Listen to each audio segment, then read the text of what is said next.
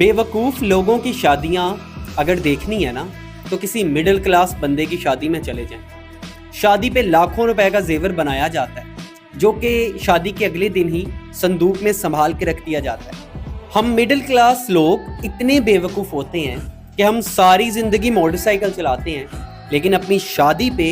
महंगी गाड़ियाँ किराए पे बुक करवा लेते हैं और शादी के अगले दिन फिर वही दूल्हा और दुल्हन उसी मोटरसाइकिल पे धूल खा रहे होते हैं पूरे ज़माने की। हम मिडिल क्लास लोग अपनी शादी पे इतनी तो फजूल खर्ची कर ही लेते हैं कि जिसको अगर बचत में कन्वर्ट कर लिया जाए तो दुल्हा और दुल्हन के लिए एक छोटी कार तो मैसर आ ही जाएगी। लड़की को जहेज की सूरत में बहुत से कंबल, तकिए, सरहाने और इस जैसी चीज़ें बना के दी जाती हैं जिसको वो आते ही अपनी अलमारी या किसी पेटी में संभाल के रख देते हैं।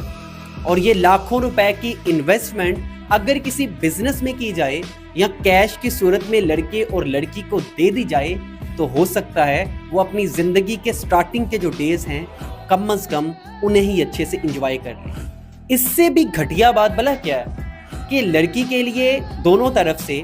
ऐसे सूट और जूते लाखों रुपए की मालियत के खरीदे जाते हैं जो सिर्फ लोगों को दिखाने के लिए होते हैं कि जो मेहमान आएंगे हम उनको ये दिखाएं।